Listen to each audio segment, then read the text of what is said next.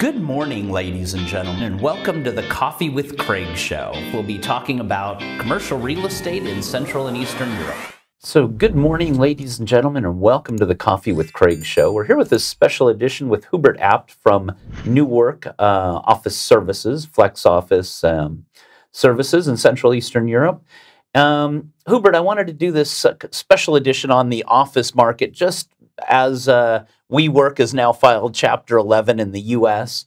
And, you know, people are asking me, oh, is that the end of serviced offices or net offices? And I'm like, well, you know, usually Chapter 11 is kind of, in this sort of situation, is trying to usually getting people out of or getting companies out of leases that they want to get out of. And you saw it with Regis in the early 80s, early 2000s. They were just wanted to get out of the mess they were in, clean it up. So is WeWork, are they going to come out of this? What do you think is this situation? Yeah, I guess the concern on offices is a level higher than WeWork, since the asset class offices for investors, you know, and for banks is basically banned.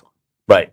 So it's very difficult. It's some really no-go area for investors. Of course, we see opportunistic investors looking into the asset class. Because clearly we always will need offices. Some developing them even. Yeah, but there is a clear change in cherry picking qualities, right? So what worked the last 20 years will not work in the future. Sure. And the part is that if you are cool on a location, if you have top quality, you have top-notch design, ESG ingredients, then you can basically achieve higher or premium income on market level. Sure. That's that we know these cases, but the problem is appearing for all the others. Okay. So according to Cushman Wakefield, 30% of the existing office buildings are not fit for purpose anymore. Wow, that's a lot. Yeah, that's a lot. And we also see another number from the UK, from Cushman or Jones Lang, is that the average lease term today in UK is down to 2.6 years now. So almost by the time you actually sign the document, you're down to 2 years. Right? If that, because replacing the tenant takes you some time, changing fit out takes you some time. So the question is, how can you leverage such an asset in the future? Just reading the 150-page agreement is also some work. Yes. The answer is, well, we have ChatGPT now. Right, okay. The answer is operational model needs to change. We need to see operating offices like a shopping center manager who is the responsible asset manager, facility manager, and tenant support in one person.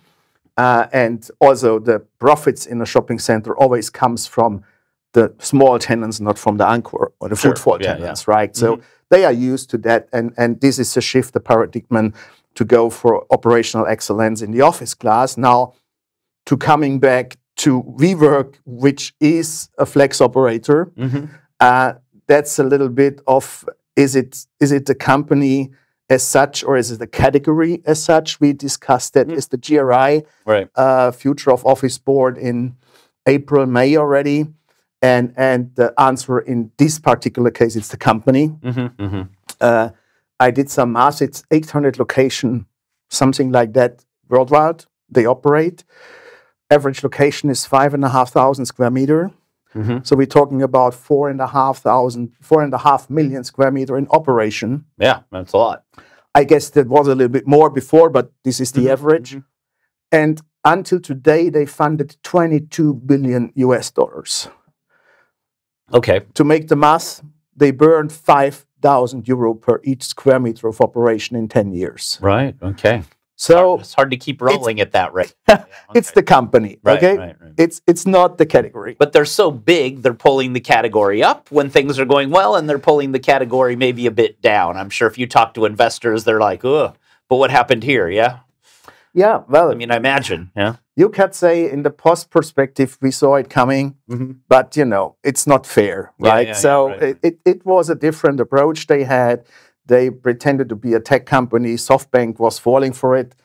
Their actual investment today is on 16 billion. And I guess the market value now is about 150 million of the entire company. Right, right. So I'm sure players like Industrious or IWG or others will look into and will make making sure that doesn't happen. Yeah. A cheap purchase. And I know off the grid that we have, or there are already investors interested in the CEE operation of WeWork. So they filed Chapter 11 for US and Canada. Okay. But means also that Europe is doing better than US. Okay. Right. So, I mean, we did this interview. I was on this interview with TVP World, and the big question is, does everyone have to move out next Tuesday? And I'm like, no. And I said, no one's going to have to move out. It's just... I mean, what they try is a fair approach in a way, if you can talk about fairness in these regards. They try to change their lease agreements to management agreements. Okay. Right? That means the cash flow directly goes to the landlord in open book policy. And I guess that could even be a shift how we see, again, operational model for offices. If it turns out to be done right, then it's also in the advantage of the landlord, because he gets the direct income, he sees it, and you can align the core reflex leasing strategy with your leasing team on ground. And we know for proof in our locations, which we operate on a management-based contract, that we overperform by 20% towards the locations we operate on a lease contract. Okay. And that's only because we have an aligned interest with the landlord. Right. Okay. So they're not competitors with you, for example. They are in a completely different sentiment. This is a different game. So, you know, when we're looking at it from, you know, we're covering a lot of real estate sectors, but when I look at it from a magazine point of view or getting press releases in, it seems like the flex office market in Central Eastern Europe, at least, is growing. Absolutely. I mean, the need, the market, the clients. I don't know the latest numbers, but we might be on 3.5% average on the total stock. And cities like Amsterdam's are on 12, 13, 14%. Right. Okay. So it's not the same truth for each city, because it very much depends also on the public transport connections. Right. But I would say a fair share should be between 8 and 10% for each city. Right. So we have a long way to go to keep up with that. So, I mean, I remember even maybe it was 10 years ago talking to the banks, and they were like, oh, that building has some shared services, or not shared services, sorry, some flex office. We're not sure we want to finance it. Now it's the other way around, where they're like, well, if they don't have a couple of floors of shared services or a shared office space, they don't want to finance it. It's interesting how that's completely changed. That has to do with the fact that business as such is not bankable. I mean, if you're listed, you can raise money on equity and on the stock exchange, but if you're not listed, there's basically no source, no bank financing. Right. Okay. And on the other hand is the fact that corporations nowadays asking proactively before they sign a regular lease, is there a flex operation in the building? Because the tent goes to desk sharing. So for 100 people, it's not anymore 1,000 square meters. For 100 people, it's about 500, 600 square meters. But in the peak loading days, where everybody want to come, you need to have space extra around. Right. And you also want to supply space in the cloud that somebody has an application and can book a meeting room or an office next to the place they live, and not needs to commute for the 4 or 5 days to come to the office, to the headquarters, right? And that's basically what you get on platforms like WeWork or WeWork or IWG, where you have this tenant membership stuff where you can book everywhere.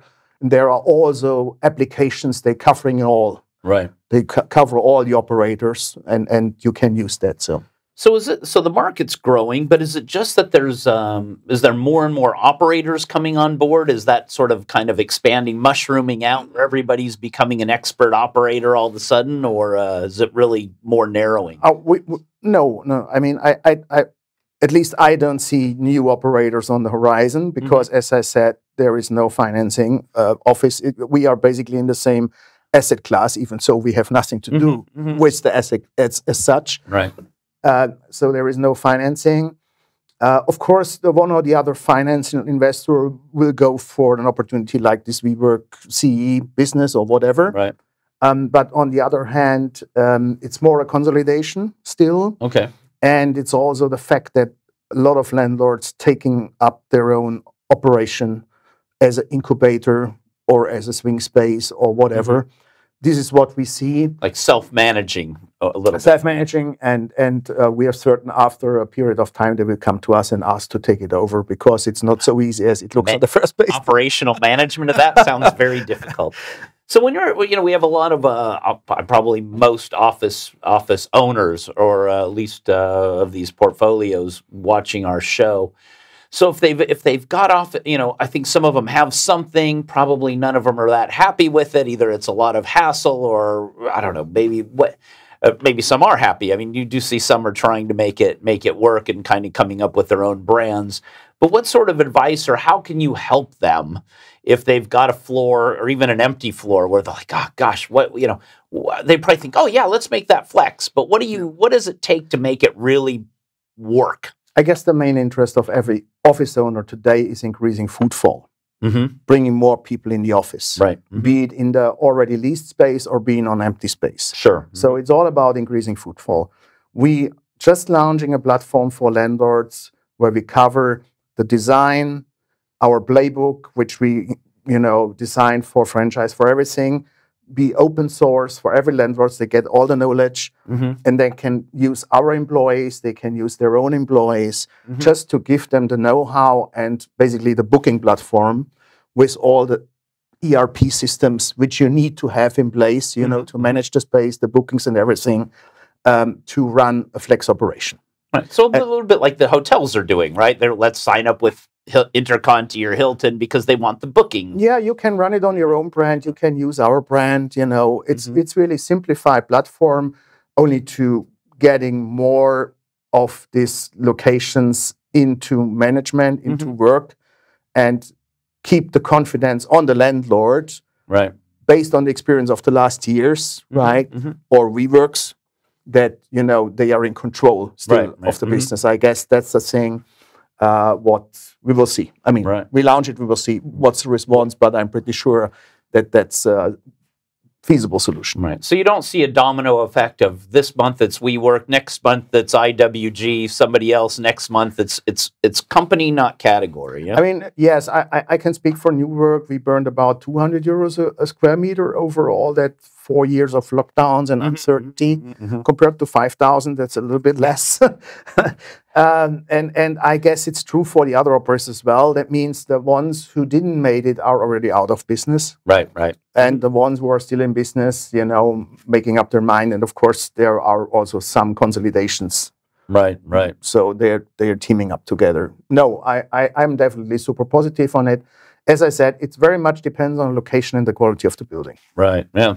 As always, I guess, with everything. Yeah. Well, Hubert, thank you very much. If you have office buildings and potential opportunities for using Flex Office, or if you have a Flex Office operation you're not super happy with, probably worth giving Hubert a call and at least seeing what the opportunities are and what the profitability is of these opportunities. Happy to speak. So thank you all for watching this Coffee with Craig show. And Hubert, again, thank you for being on our show once again.